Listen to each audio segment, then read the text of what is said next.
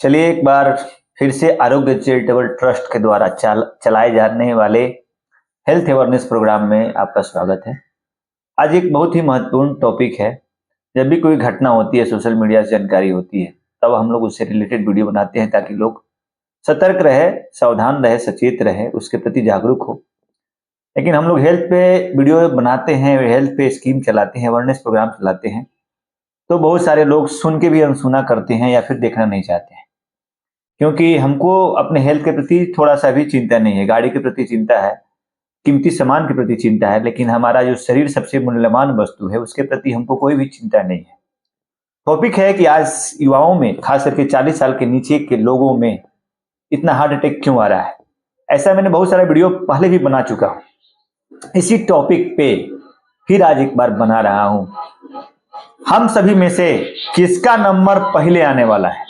किस चीज में पहले आने वाला है? हम सभी में किसका नंबर पहले आने वाला है? कोई रेस में नहीं, कोई कंपटीशन में नहीं, पैसा की कमाई में नहीं, आगे बढ़ने में नहीं, मौत में। आप देख रहे हैं कि जिस तरह से मृत्यु हो रहा है, 40 से नीचे के लोगों को हार्ट अटैक हो रहा है। पहले से पूछेगा तो कहेगा कोई कुछ नहीं था, और एकाएक हार्ट अटैक आ रहा है और आदमी की मृत्यु हो जा रही है। तो इस तरह हम लोग कह सकते हैं कि किसका नंबर कब आने वाला है। हमको अपने बारी का इंतजार करना होगा। आज मेरा नंबर होगा, कल आपका नंबर होगा, परसों उसके नंबर होगा। मरने के बाद दुनिया चलते रहती है, लेकिन यदि हम लोग इस पे थोड़ा सा विचार करें, समझे बूझे जाने कि आखिर में हो क्या रहा है, एक दूसरे को दोष देने के बजाय अपने हेल्थ के प्रति जागरूक हो जाए, इसको समझ लें, तो शायद बहुत सारे मौतों को हम लोग रोक सकते हैं, हार्ट डिजीज को रिवर्स कर सकते हैं। इसी संदर्भ में हमारे आरोग्य चैरिटेबल ट्रस्ट के द्वारा बहुत दिनों से, आपने सुना होगा, हमने बहुत बार सीपीआर ट्रेनिंग की बात की होगी। सीपीआर ट्रेनिंग हम लोग देते हैं घूम घूम के स्कूल में, सार्वजनिक जगहों पे मुफ्त में, और इसके लिए हम लोगों को कहीं से अनुदान भी नहीं प्राप्त है। हम लोग स्वतः अपने ट्रस्ट के द्वारा करते हैं ताकि समय पड़ने पर अधिक से अधिक लोगों की जान बचाई जा सके। इसी संदर्भ में वीडियो है कि आखिर में इतना मौतें क्यों हो रही हैं, क्या कारण है, कौन सा जिम्मेदार है। पहले तो कहते थे कि भाई जो फिजिकल एक्टिविटी नहीं करते हैं उनकी मौतें ज्यादा हो रही है, लेकिन अब तो आ गया कि भाई जिम करने वाले को, रनिंग जो करते हैं, एथलेटिक्स हैं, चाहे जो भी फिजिकल एक्टिविटी करते हैं, खाने पीने में संयम करते हैं, योग करते हैं, सब तरह से फिट हैं, उनको भी हार्ट अटैक एकाएक आ जा रहा है, सडन कार्डियक अरेस्ट आ रहा है। आखिर इसके पीछे कारण क्या है? क्या ऐसा कड़ी नहीं जुड़ पा रहा है कि हम लोगों को नहीं मालूम चल रहा है? बहुत सारे लोग बोलते हैं कि कोविड वैक्सीन के चलते। कोविड वैक्सीन जो था उसके विषय में हम ज्यादा नहीं बात करेंगे, क्योंकि आजकल का लोग जो है ज्यादा बड़ा वीडियो नहीं देखता है। अगर आप बात कीजिएगा, गाना होना, भोजपुरी गाना होना, चाहे कुछ रसीला बात कीजिएगा, तो लोग वीडियो देखता है, लेकिन हेल्थ के प्रति वीडियो नहीं देखता है। तो थोड़ा थोड़ा टॉपिक लेंगे कि आखिर में कोविड वैक्सीन में क्या हुआ कि जो कोविड वैक्सीन में दिया गया वो इसमें डेड बैक्टीरिया का स्पोर था, आरएनए बैक्टीरिया था, वायरस था, सॉरी बैक्टीरिया बोल दी, आरएनए वायरस को डेड, और लाइव वैक्सीन होता है और डेड वैक्सीन होता है, इस तरह का वैक्सीन तैयार किया था। लेकिन जिनको इसमें वैक्सीन का मुख्य उद्देश्य क्या था कि एंटीबॉडी को डेवलप कराना। हमारे शरीर में मानते हैं कि हमको कोई भी चीज इंफेक्शन होता है तो उसके प्रति हमारे शरीर में एंटीबॉडी स्वतः तैयार होता है, या फिर हम लोग किसी उस बैक्टीरिया या वायरस से रिलेटेड चीज को ले लेते हैं, शरीर में इंट्रोड्यूस कराते हैं बहुत कम मात्रा में। और हमारे शरीर का नेचर है कि जैसे कोई एंटीबॉडी आता है तो उसके प्रति, एंटीजन कोई आता है बाहर से तो उसके प्रति शरीर एंटीबॉडी बनाने लगता है। वैसे ही कोविड के भी दौरान हम लोग, हमारे वैज्ञानिकों द्वारा उसको एंटीबॉडी तैयार करने के लिए एंटीजन को प्रोड्यूस किया गया था वायरस का। और बहुत सारे लोग में कोविड जिनको हो जाता था उनको बोला जाता है कि उनको कोविड होने के बाद भी उनके शरीर में ऑलरेडी एंटीबॉडी बन गया है। यानी जिनको कोविड हुआ है उनको भी खतरा हो सकता है, जिन्होंने वैक्सीन लिया है उसको भी खतरा हो सकता है, यदि जो लोग बोलते हैं कि कोविड वैक्सीन के चलते हुआ है। तो कोविड, कुछ रिसर्च में आया था कि जो कोविड के चलते क्या होता है, टीटी, थ्रोम्बोसिस, थ्रोम्बोसाइटोपेनिया डेवलप होता है, जिसमें ब्लड क्लॉट कोगुलेशन होने लगता है और आदमी की उसके चलते कार्डियक अरेस्ट हो जाता है। तो यह अभी जांच चल रहा है, वैज्ञानिकों द्वारा सोच चल रहा है कि आखिर मैटर क्या है। वैक्सीन लिए हुए बहुत दिन हो गया, 2 साल 3 साल हो गया, लेकिन उसके बाद भी जिनको कोरोना हुआ उनको भी बहुत समय हो गया कोरोना हुए, उसके बाद भी अभी लगातार घटनाएं हो रही हैं। तो इसके पहले इसके रिलेटेड विचार करना होगा कि ठीक है कि कोविड के बाद हमने देखा, जहां तक मेरा अनुभव है, कि कोविड के बाद सोशल मीडिया का इन्फ्लुएंस जो है समाज में बहुत ज्यादा बढ़ गया है। पहले भी मौतें होती थी हार्ट अटैक से, पहले भी घटनाएं होती थी, लेकिन शायद ये जो सेलिब्रिटी टाइप के लोग हैं, बड़े बड़े लोग थे, उनके बारे में हमको जानकारी मिल पाता था कि उनको कार्डियक अरेस्ट हुआ है या हार्ट डिजीज हुआ है। मेरा ऐसा कुछ मानना है। बहुत सारा पॉइंट है, सब पॉइंट को हम लोग जानेंगे, एक पॉइंट पे नहीं बात करेंगे। तो अब सोशल मीडिया का ज्यादा प्रचार प्रसार होने के चलते जो भी हमारे अगल बगल में कहीं भी घटनाएं हो रही है पूरे देश में, तो उसका जानकारी हमको मिल रहा है, जिसके प्रति हम लोग अवेयरनेस प्राप्त कर पाते हैं कि ऐसी ऐसी घटनाएं हो रही हैं और सारे लोगों की जानकारी में यह है। एक तो यह फैक्टर है कि सोशल मीडिया के इन्फ्लुएंस बढ़ने के चलते जो भी घटनाएं होती है अगल बगल में उसका जानकारी मिल जा रहा है, जिसके चलते हम लोग को ज्यादा केस सुनने को मिल रहा है, पहले केस कम सुनने को मिल रहा था। एक चीज हो गया। दूसरा चीज हो गया कि हो सकता है वैक्सीन के चलते हो या फिर वैक्सीन का साइड इफेक्ट के चलते हो या रिसर्च का बात है, लेकिन इतने दिनों बाद वैक्सीन के साइड इफेक्ट से नहीं होना चाहिए, जहां तक मेरा अपना मत है। यह रिसर्च के बाद पता लगेगा, जो अभी भी आईसीएमआर के द्वारा रिसर्च किया जा रहा है इस पे। तीसरा एक सबसे बड़ा कारण हमारे देखने से क्या होता है कि हमने अपने खान पान जीवन शैली को इतना स्ट्रेसफुल बना लिया है, इतना लग्जरियस लाइफ बना लिया है कि जो हम पहले फिजिकल एक्टिविटी करते थे, जो हम कहीं चलने के लिए, फिरने के लिए, घूमने के लिए पैदल साइकिल का सहारा लेते थे, आजकल हम लोग क्या करते हैं, मोटर कार, मतलब कि बाइक से थोड़ा दूर भी जाना है तो उससे जाते हैं। फिजिकल एक्टिविटी को हमने कम किया है। हम लोग के समाज में स्मोकिंग का जो टेंडेंसी है, पहले कम लोग स्मोकिंग करते थे और अल्कोहल और स्मोकिंग का जो जो बढ़ा हुआ है प्रचलन, बहुत ज्यादा मात्रा में युवा बच्चों में भी अल्कोहल और सिगरेट स्मोकिंग का शौक, स्टूडेंट लाइफ में, यंग एज में बच्चे शौक से सिगरेट पीते और एक दूसरे को देख के पीते हैं। लगता है कि चैन स्मोकर, ऐसा लगातार 2-3 सिगरेट लेके पीते रहते हैं। तो एक यह चीज है। और तीसरा चीज हमने देख रहा है कि हमने सब चीज को डिब्बा बंद फूड में कन्वर्ट कर दिया है। हमारे खाने पीने का जो स्टाइल है चेंज हो गया है। हमारा सारा जो नेचुरल, पहले हम लोग नेचुरल फ्रूट्स खाते थे, फाइबर वाला फ्रूट्स खाते थे, वेजिटेबल खाते थे। अब एक एक पॉइंट पे आते हैं, खाने की चीज में ही आते हैं। हम जो खा रहे हैं आज, वह जहर खा रहे हैं कि इस खाना खा रहे हैं। आप सभी को मालूम है, सिंपल खाना से लीजिए, चावल, दाल, सब्जी, फ्रूट्स, दूध, मटन, चिकन, या सब के पे बात कीजिए एक बार। चाहे जो भी आप डिब्बा बंद चीज खाते हैं, उसमें आप क्या खा रहे हैं, क्या मिल रहा है। आजकल चावल दाल का पैदावार भी किया जा रहा है, तो उसके लिए कौन सा केमिकल का छिड़काव होता है, उसको कीड़ा मारने के लिए कौन सा इंसेक्ट किलर का आप इस्तेमाल करते हैं, प्रिजर्व करने के लिए क्या इस्तेमाल करते हैं। यहाँ तक तो ठीक है, उसके बाद भी आप, जैसे फल का हम बात करते हैं, कौन से ऐसे फल में केमिकल नहीं मिलाया जा रहा है। आम को पकाने के लिए गाछ पे केमिकल डाल दिया जाता है। केला को आप सवेरे केला को डालिएगा जो केमिकल में, सवेरे हरा रहेगा, शाम तक आपको पीला और काला हो जाएगा, सड़ने लगेगा शाम तक। तो 24 घंटा छोड़ दिए तो 24 घंटा में सड़ के उसमें पिलुआ हो जाएगा। केला का बात कीजिए, सेव को पॉलिश करने के लिए मोम डाला जा रहा है। क्या पता फूड सेफ्टी डिपार्टमेंट इस पे क्या कर रहा है, सरकार की नींद कहां सोई हुई है कि क्यों इस पे कमांड नहीं हो रहा है।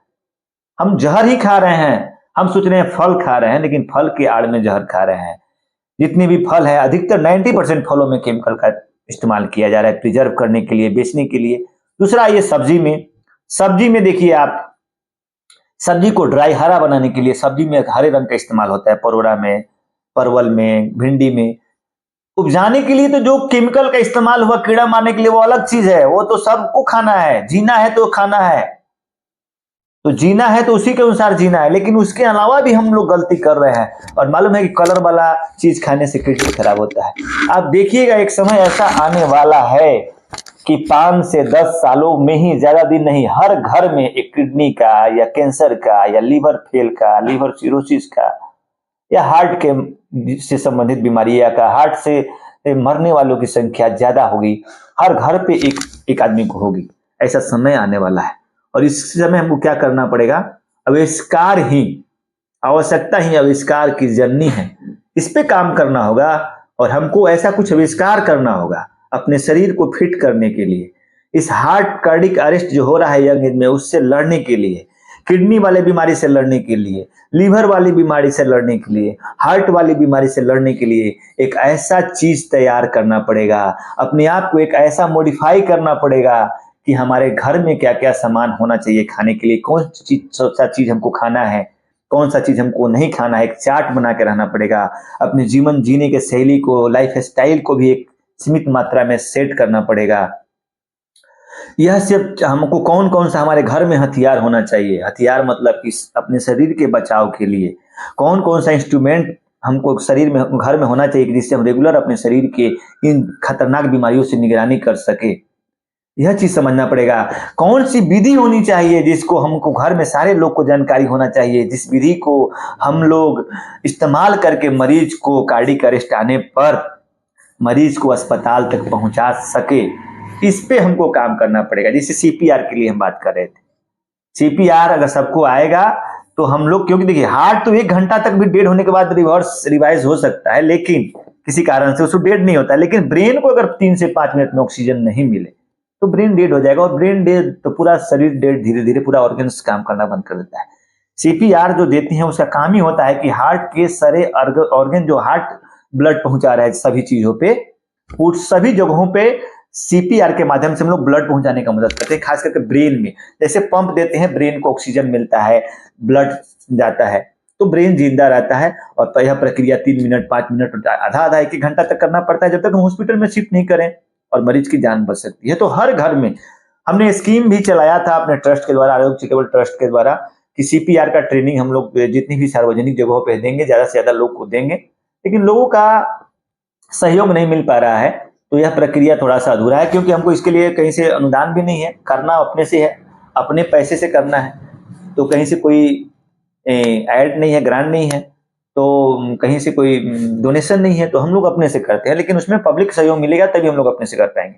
दूसरा चीज हमने बात करा था खाने पीने से संबंधित, हम लोग फल पे आया था। फल के बाद हम बात करते हैं दूध।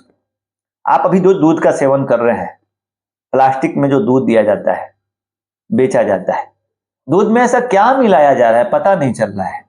पहले का हम अपने देखते थे कि पहले दूध हम लाते थे, गर्मी के दिनों में यदि हम दूध अगर ठीक से नहीं बॉयल किया, फिर अगर ऐसे ही छोड़ देते थे तो फट जाता था। आप पैकेट वाले दूध को लाके छोड़ दीजिए, 1 दिन 2 दिन तक नहीं फटेगा। आखिर में मिलाया क्या जा रहा है क्या उसमें ऐसा कि दूध नहीं फटेगा? अगर आप उसको मेंटेन नहीं करते हैं, टेम्परेचर और हीट नहीं मेंटेन करते हैं, तभी वो नहीं फटेगा। ये सोचने वाली बात है। तीसरी सबसे बात है कि हम जो चिकन मटन खा रहे हैं, सबका कनेक्शन हार्ट डिजीज से है, समझ लीजिए। हम लोग कोई फालतू का बात नहीं बता रहे हैं। जितने भी हम लोग चिकन खा रहे हैं, अंडा खा रहे हैं, चिकन को 2 महीना में 150 ग्राम के चिकन को 2 किलो में कन्वर्ट किया जा रहा है। क्या खिलाया जा रहा है उसको? उसमें एंटीबायोटिक और कार्टिसोन हो सकता है, कार्टिसोन, लेकिन एंटीबायोटिक उसके बीमारी से लड़ने के लिए बहुत सारा मात्रा में दिया जा रहा है। आप देखिएगा चिकन, जो बॉयलर चिकन है, वो थोड़ा दूर चलेगा तो ठीक से चल नहीं पाता है।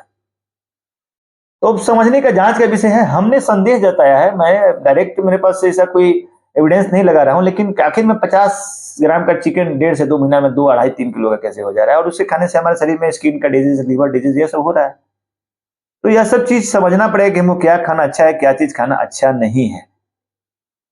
देखिए सबका कनेक्शन है। उसके बाद हम लोग जितना भी डिब्बा बंद खाना, और अलग चीज है, जितना जैसे हम लोग आप खा रहे हैं, मैगी खा रहे हैं, जितने भी मैदा से बने हुए सामान है, वह कोलेस्ट्रॉल को बढ़ाता है।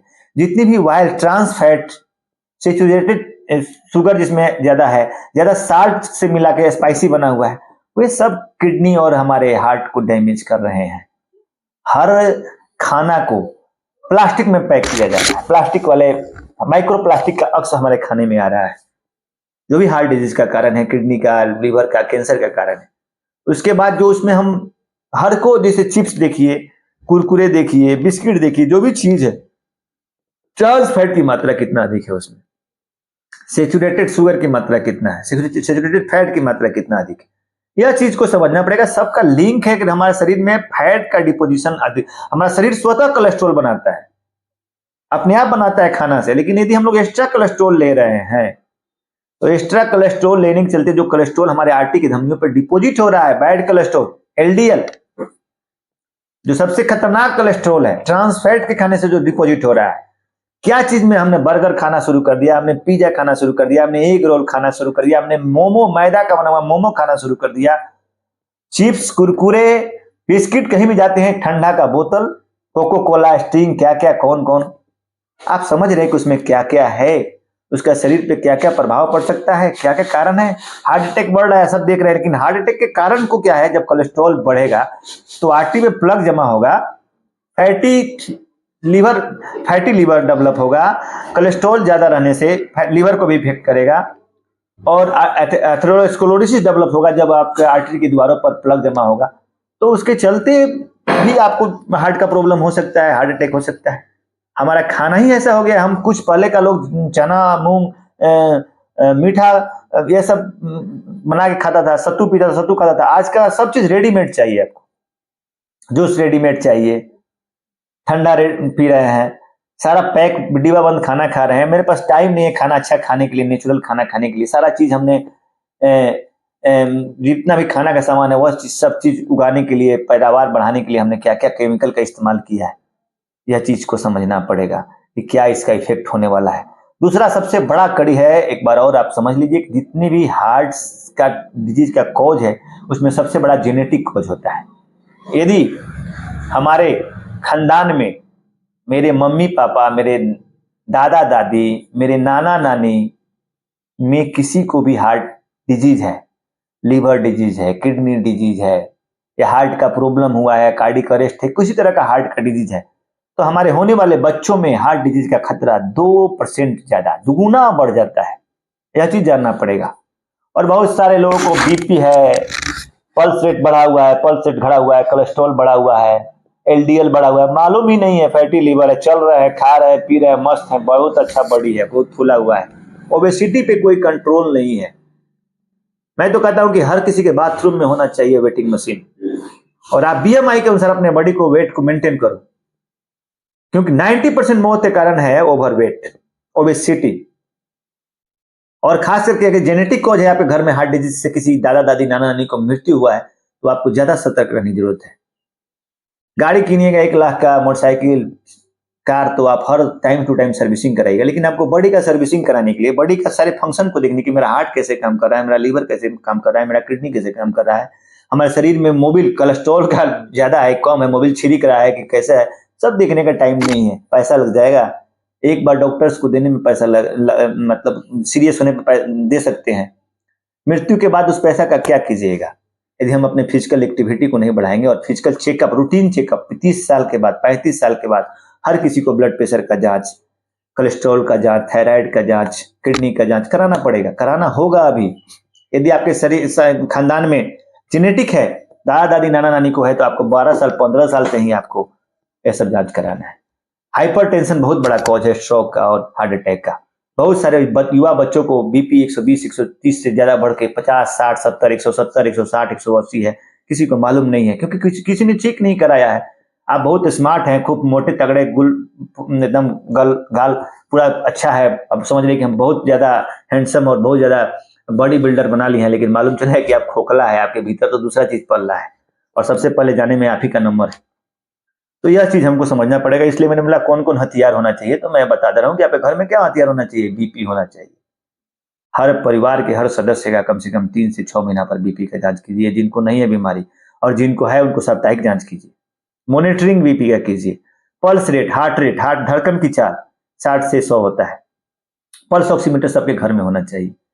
यदि किसी को हार्ट रेट कम है, हार्ट रेट ज्यादा है, 115 120 130 140 150 है, तो आपको सतर्क रहने की जरूरत है।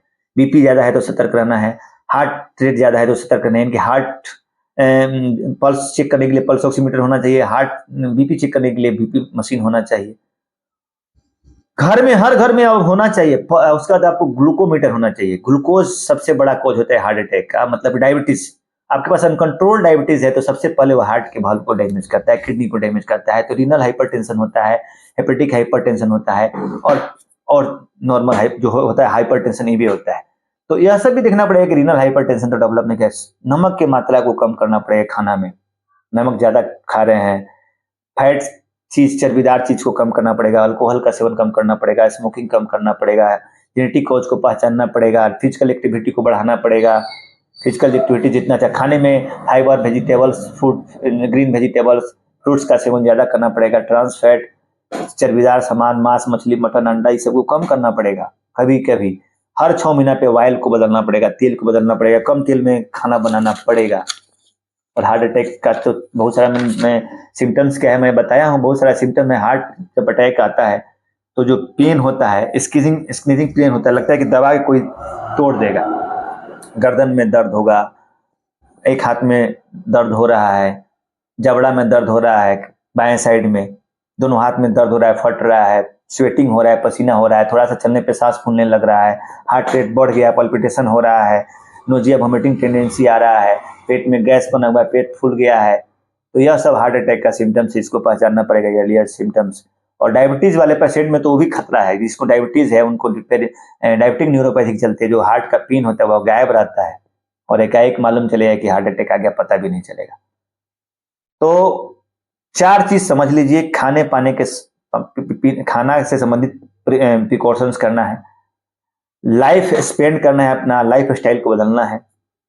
हर महीना जिसको अगर नहीं बीमारी है उसको हर 3 महीना में बीपी का जांच, शुगर का जांच, पल्स का जांच, यह सब कराना है। जिनको है उनको वीकली या 15 दिन पे कराना है। यह सब चीज भी आपको देखना पड़ेगा, तब जाके आप हार्ट अटैक पे काबू पा सकते हैं। और सबसे बड़ी बात, सबसे इंपॉर्टेंट बात, हथियार के अलावा जो पल्स ऑक्सीमीटर, बीपी मशीन के अलावा हर घर में हर किसी को, फिर बार बार कहते हैं, सीपीआर का ट्रेनिंग देने आना चाहिए, ताकि आप मरीज को हार्ट अटैक आने पर इमीडिएटली सीपीआर देते हुए अस्पताल में शिफ्ट करा सके। और इसमें सभी मुहिम में सभी को शामिल होना पड़ेगा और सब कुछ सीखना जरूरी है, मेडिको हो या नॉन मेडिको। सिंपल घर का लोग टेक्निक है, कोई भी सीख सकता है, इसको सीखना जरूरी है।